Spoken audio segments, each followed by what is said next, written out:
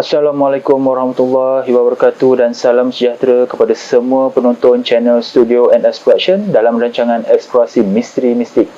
Saya Nazri Saleh, hos anda. Hari ini saya bawakan anda kepada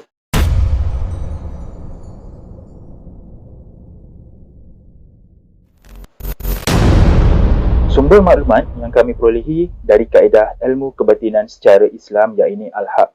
Jika anda tidak suka dari sumber tersebut, sila berhenti menonton video dari channel ini. Sebelum saya teruskan video ini, bantu saya dengan tidak skip iklan ketika menonton video di channel ini. Subscribe channel ini kepada yang belum subscribe dan share video ini, semoga ramai yang akan dapat manfaat, dan pastikan anda menonton video ini sampai habis supaya anda faham secara menyeluruh berkenaan sejarah yang ingin disampaikan. Daerah Muar terletak di barat laut negeri Johor. Daerah Muar terdiri daripada Bandar Muar dan Pagoh. Muar bersepadan dengan daerah Tangkak di utara, daerah Segamat di timur dan daerah Batu Pahat di selatan. Perkataan Muar dipercayai berasal daripada muara. Sungai Muar mengalir melalui bandar ini dan juga merupakan sungai terpanjang di Johor. Muar kaya dengan sejarah, tetapi disebabkan ketiadaan catatan sejarah yang sempurna dan bukti-bukti arkeologi, kebanyakannya sejarah silam Muar tidak diketahui. Dipercayai sejarah Muar telah bermula lebih awal daripada Empayar Melaka. Pada tahun 1361 Masihi, terdapat catatan yang mengatakan Muar adalah sebahagian daripada wilayah Empayar Majapahit. Catatan lain pula ada menyebut bahawa para miswara pengasas Empayar Melaka pernah menubuhkan penempatan di Pagoh Ulu Muar selepas melarikan diri dari Temasek sebelum menuju ke Melaka. Muar juga adalah tempat terletaknya satu-satunya makam Kesultanan Melaka, iaitu Sultan Alauddin Rakyat Shah dari 1477 Masihi sehingga 1488 Masihi. Makam Kesultanan Melaka yang lain telah dibinasakan dengan kejam oleh Portugis semasa penaklukan mereka ke atas Melaka. Muar turut memainkan peranan penting buat Sultan Melaka ketika itu dalam mengekang kemarahan tentera Portugis pada tahun 1511. Bagi menangani serang armada Portugis, kubu Bentayan telah dibina oleh Sultan Melaka untuk mematahkan serangan dari arah laut. Muar di era Portugis juga menempatkan sebuah kubu, iaitu Fortaleza di Muar, bagi mempertahankan koloni Portugis daripada serangan Belanda dan Aceh. Muar pernah menjadi sebuah pusat pemerintahan kerajaan merdeka dan berdaulat yang diperintah oleh Sultan Ali Iskandar Shah dalam masa yang singkat dari 1855 Masihi sehingga 1877 Masihi. Apabila penguasaan negeri Johor, kecuali Muar dan Kesang, telah diserahkan kepada Raja Temenggung Tun Daing Ibrahim di bawah perjanjian di antara British di Singapura dan Sultan Ali Iskandar Shah. Sultan Ali adalah pewaris sebenar Kesultanan Johor, tetapi kelemahan baginda telah menyebabkan pemerintahan Johor dikuasai oleh Temenggung. Setelah baginda mangkat pada 1877, Muar akhirnya menjadi sebahagian daripada wilayah Johor. Pada tahun 1884, Maharaja Abu Bakar telah menitah Muhammad Saleh bin Perang, Datuk Bentara Luar Johor, untuk membuka Bandar Muar yang turut dikenali sebagai Bandar Maharani. Nama ini diberikan oleh Maharaja Abu Bakar. Muar selama bertahun-tahun adalah bandar yang kedua terbesar di Johor, tetapi kedudukan tersebut telah diambil alih oleh Batu Pahat. Namun demikian, Muar masih merupakan bandar kedua terpenting dari segi pentadbiran selepas ibu negeri Johor Bahru.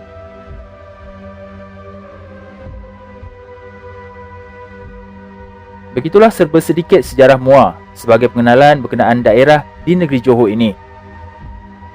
Saya mendapat permintaan seorang lelaki dari Muar untuk merungkaikan sebuah makam lama yang terbiar terletak di kawasan Muar.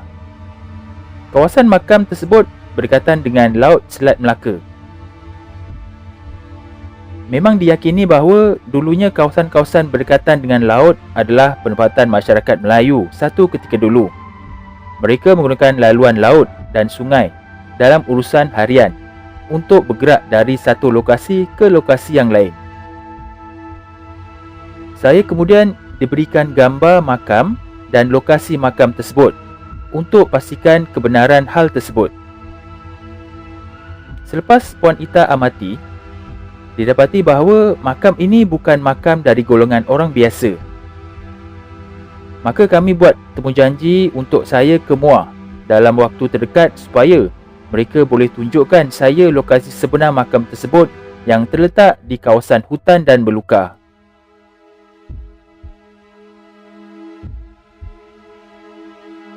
Setelah tiba masa dan tarikh yang dijanjikan untuk saya ke makam tersebut, saya disambut oleh 2 orang lelaki penduduk tempatan dari kawasan MUA.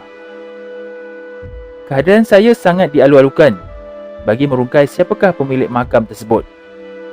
Kata mereka, sekiranya makam tersebut dari golongan orang biasa, mereka nak pindahkan ke kawasan tanah perkuburan Islam berdekatan. Ini supaya makam tersebut tidak dirosakkan dengan cara yang tidak sepatutnya. Mereka juga ada membuat permohonan kepada pihak Majlis Agama Daerah untuk memindahkan makam tersebut. Tetapi cadangan itu seperti tidak dapat dilakukan atas sebab yang tidak diketahui. Bila mereka menceritakan perkara itu, ia seperti ada sesuatu pada makam ini. Saya dapat rasakan pemilik makam tersebut bukan dari golongan orang biasa-biasa. Sesampai saja saya ke kawasan ini, kelihatan kawasan makam ini agak bersemak dan terdapat pokok-pokok yang melebihi puluhan dan ratusan tahun.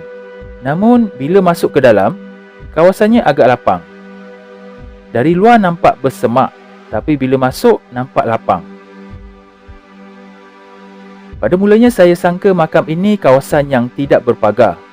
Tetapi rupanya makam ini dulunya berpagar batu berdasarkan bekas kesan pagar batu pada sekeliling makam ini. Ini menunjukkan bahawa pemilik makam ini bukan dari golongan orang biasa. Pemilik makam sepertinya ada kaitan dengan ketua di kawasan ini dahulu. Beliau seseorang yang dihormati dan ada jasanya pada kawasan jagaannya. Kalau mengikut ukuran luas kesan pagar makam ini, agak luas. Kemungkinan besar dalam makam ini ada lebih dari 2 makam.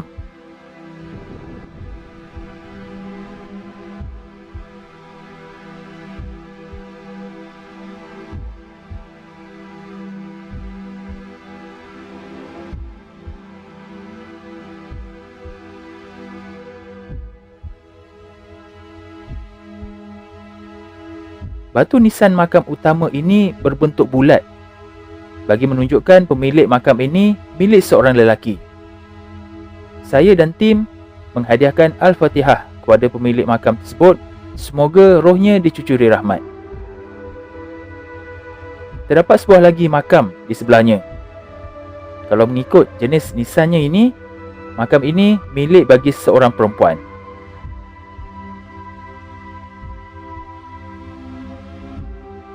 Siapakah pemilik makam ini? InsyaAllah, dalam video ini, saya dan Puan Ita akan jawab persoalan ini berdasarkan maklumat dari sumber batin. Apa yang akan saya sampaikan ini terpulang kepada anda, sama ada ingin percaya atau tidak.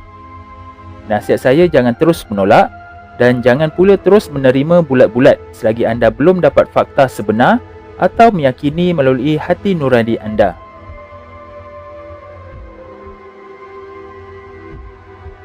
Bismillahirrahmanirrahim. Sebelum kami ke makam ini, Puan Ita telah melihat secara batin melalui gambar yang telah diberikan kepada saya sebelum ini. Kami sama-sama telah menilai maklumat dari sumber batin itu dengan fakta sejarah yang berkaitan. Apabila kami sampai di makam ini, maklumatnya tetap sama dan tidak berubah. Ini bermaksud tiada kesilapan dari sumber batin yang Puan Ita terima sebelum itu. Jadi, melalui sumber batin, makam ini adalah makam Panglima Besar Yusuf yang ada kaitan dengan Kesultanan Kesang iaitu pembesar kepada Sultan Ali Iskandar Shah dan peristiwa Perang Jementah. Menurut rekod sejarah, Panglima Besar Yusof adalah di antara pembesar yang memihak kepada Maharaja Abu Bakar, iaitu Temenggung Abu Bakar, dalam sejarah Perang Jementah. Sokongan diberikan kepada Maharaja Abu Bakar ketika itu disebabkan ketidakyakinan terhadap kewibawaan Tengku Alam, iaitu anak Sultan Ali, sebagai pengganti Sultan di Muar dan Kesang. Sebelum ini, saya sudah buat cerita berkenaan Perang Jementah. Boleh rujuk video tersebut di akhir video ini nanti untuk maklumat lanjut berkenaan Perang Jementah.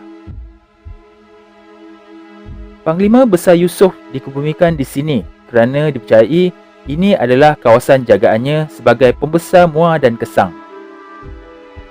Makam perempuan di sebelahnya adalah makam isterinya.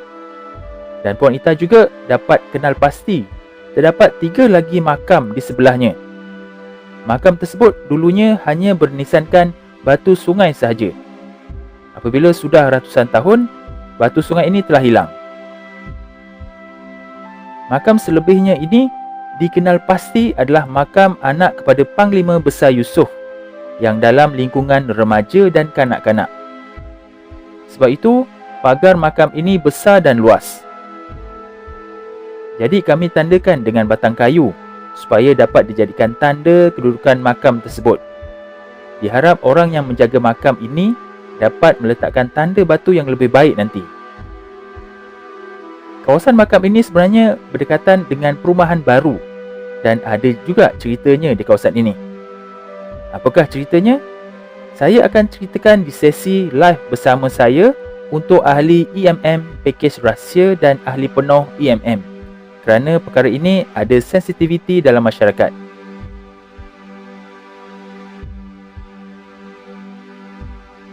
Maka terungkailah makam siapa yang sebenarnya ini. Makam berusia ratusan tahun yang ada nilai sejarah. Saya nasihatkan kepada mereka supaya makam ini tidak perlu dipindahkan, tetapi hanya perlu dijaga dan dipelihara sebaik-baiknya oleh kerana nilai sejarah tersebut, supaya generasi kini dan akan datang tahu tentang sejarah nenek moyang mereka, insya-Allah.